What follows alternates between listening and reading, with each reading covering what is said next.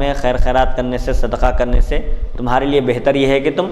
اپنے لیے بھی، اپنی گزر بسر کے لیے بھی کچھ رکھ لو۔ میں نے اس کیا میں اپنے خیبر کا حصہ رکھ لیتا ہوں، جنگ خیبر کے موقع پر جب شریک تھے اور جو مال ملا تھا وہ حصہ میں اپنے لیے رکھتا ہوں، بقیہ سب اللہ کی راہ میں خیرات کر دیتا ہوں۔ حضرت کعب فرماتے ہیں حقیقت تو یہ ہے کہ اسلام لانے کے بعد مجھ پر اللہ تعالیٰ کی سب سے بڑی نعمت یہ ہے کہ میں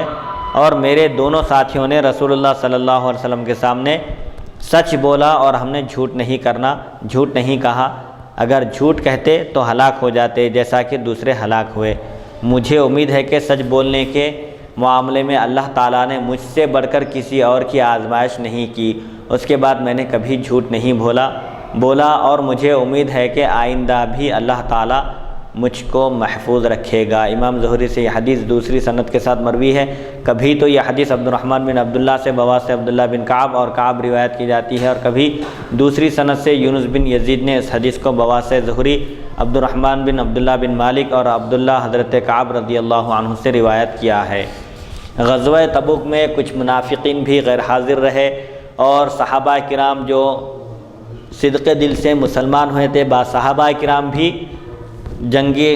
تبوک میں، غزوہ تبوک میں شریک نہیں ہوئے۔ ایک صحابی کا واقعہ ہے کہ ان کے پاس باغ تھا اور مال و دولت کی بھی فراوانی تھی۔ انہوں نے سوچا کہ صحابہ بھی اونٹوں پر نکلے ہیں، میں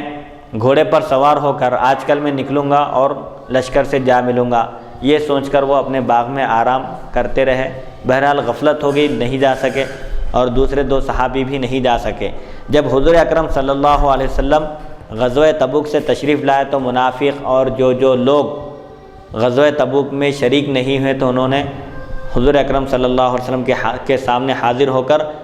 جھوٹے عذر بیان کیے، حیلے بہانے کیے کہ طبیعت خراب تھی، فلاں تھا، ایسا ہو گیا تھا، ویسا ہو گیا تھا۔ منافقوں نے جھوٹ کہا اور 3 صحابہ کو بعض لوگوں نے کہا کہ بھائی تم لوگ بھی جھوٹ بول کر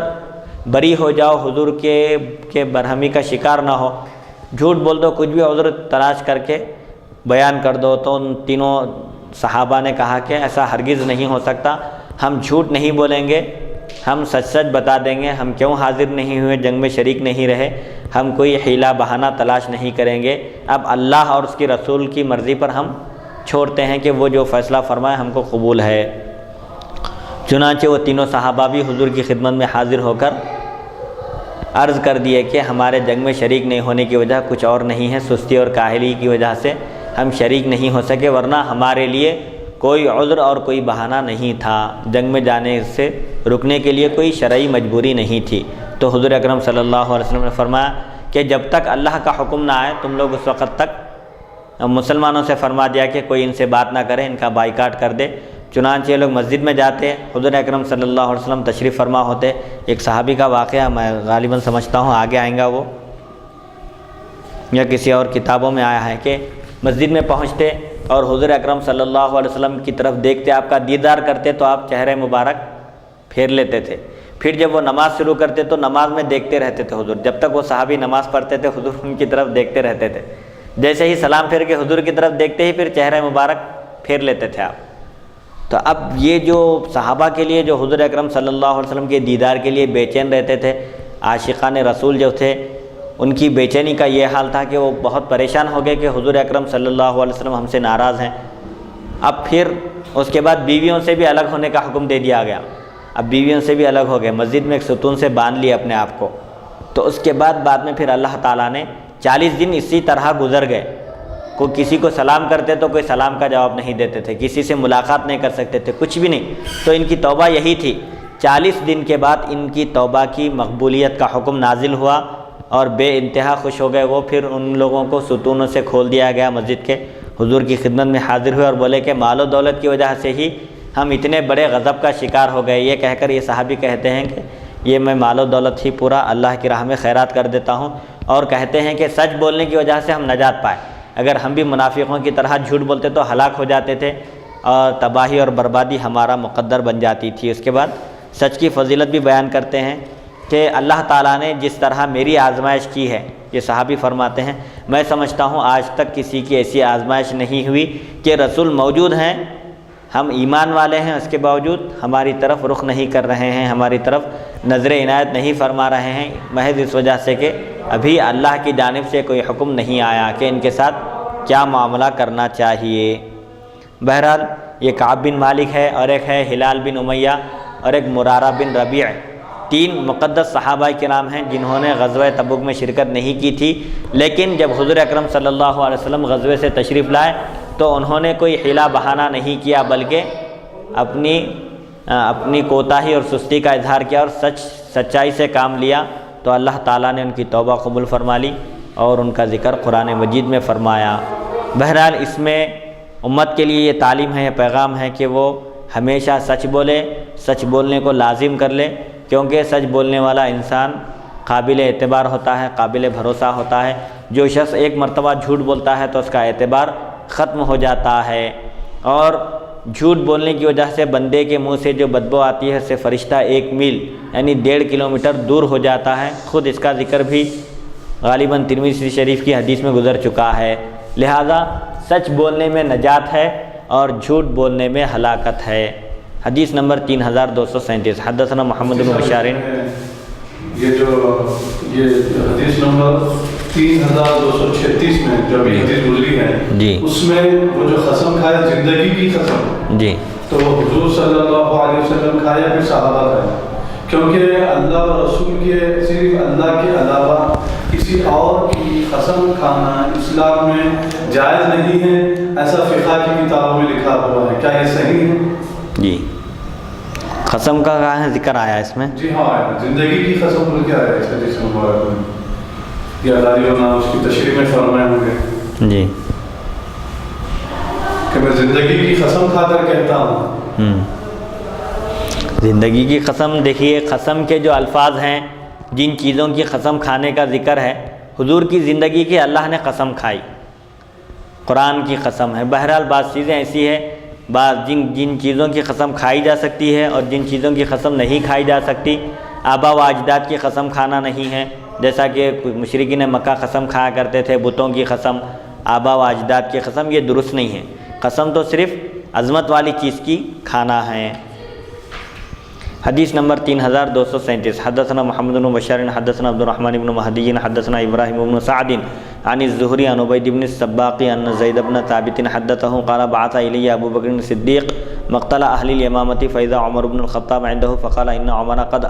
اتانی فقال ان القتل قد استحر بقراء القرآن يوم اليمامة واني لاخشى ان يستحر القتل بالقراء في المواطن كلها فيذهب قرآن كثير واني ارى ان تأمر بجمع القرآن۔ قال ابو بکر لعمر كيف افعل شيئا لم يفعله رسول الله صلى الله عليه وسلم؟ فقال عمر هو والله خير فلم يزل يراجعني في ذلك حتى شرح الله صدري للذي شرح له صدر عمر ورأيت فيه الذي رأى۔ قال زيد قال ابو بكر انك شاب عاقل لا نتهمك قد كنت تكتب لرسول الله صلى الله عليه وسلم الوحي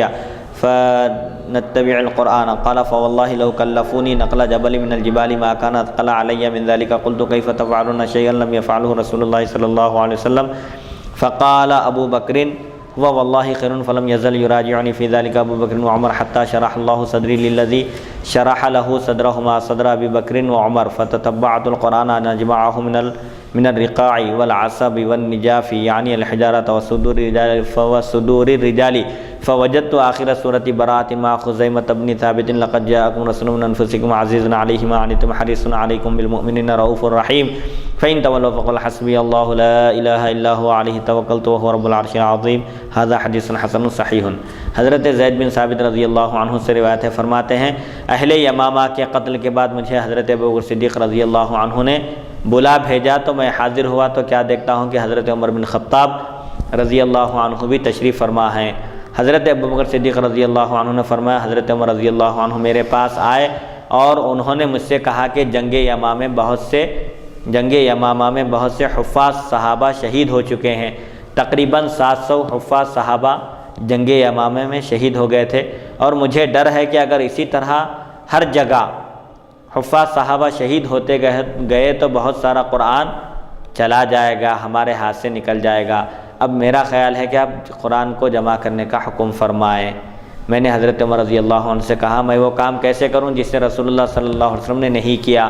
حضرت عمر نے عرض کیا اللہ کی قسم یہ اچھا کام ہے، خیر کا کام ہے، بھلائی کا کام ہے، اس میں کسی قسم کی کوئی قباحت اور کوئی خرابی نہیں ہے۔ حضرت عمر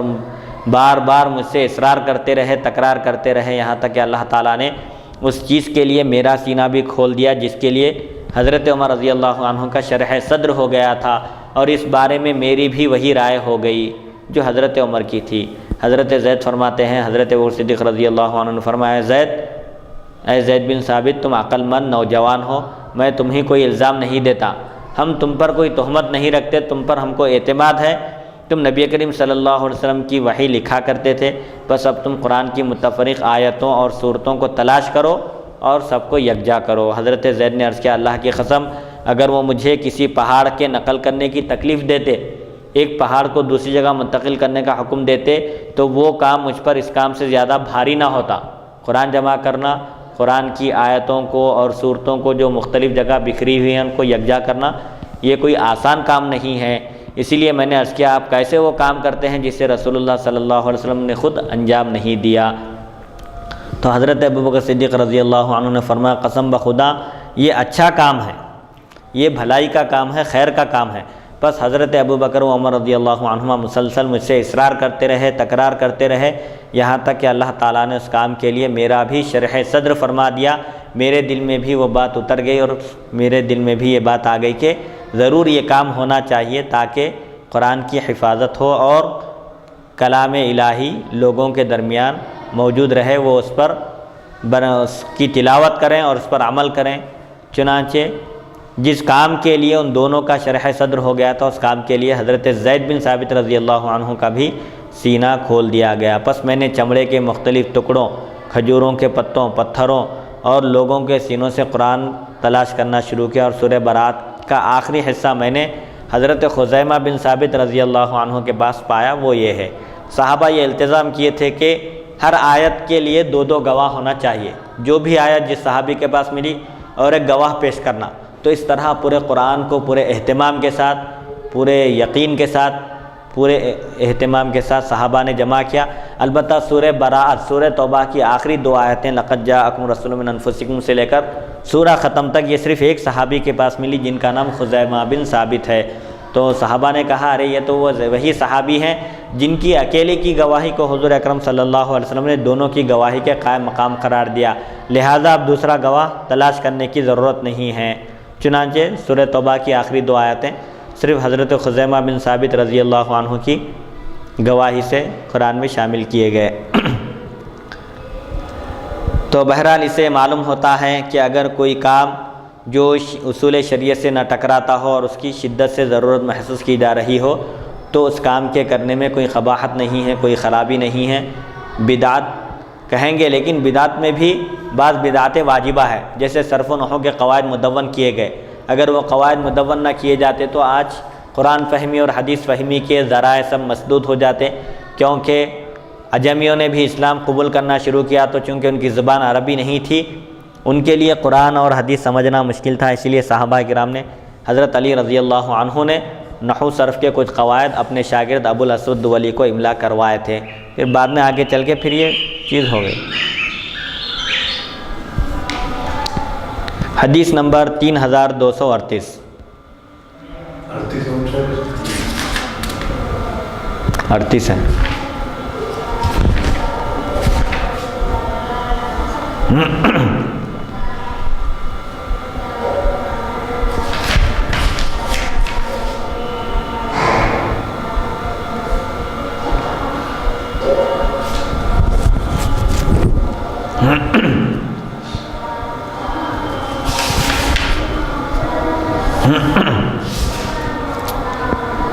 بسم اللہ الرحمن الرحیم۔ حدثنا محمد بن بشار حدثنا عبد الرحمن بن مہدی حدثنا ابراہیم بن سعد عن الزہری عن انس ان حذیفہ قدم علی عثمان بن عفان وكان يغازي اهل الشام في فتح ارمینیہ واذربائجان مع اهل العراق فرأى حذیفہ اختلافهم في القرآن فقال لعثمان بن عفان يا امير المؤمنين ادرك هذه الامه قبل ان يختلفوا في الكتاب كما اختلفت اليهود والنصارى فارسل الى حفصة ان ارسلي الينا بالصحف ننسخها في المصاحف ثم نردها اليك فارسلت حفصة الى عثمان بن عفان بالصحف فارسل عثمان الى زید بن ثابت وسعید بن العاص وعبد الرحمن بن الحارث بن هشام وعبد الله بن زبیر ان انسخوا الصحف في المصاحف وقال للرهط القرشيين قرشیین ثلاثۃ مختلفتم فیہ انتم وزید ثابت فاکتبوہ بلسان قریش فانما نزل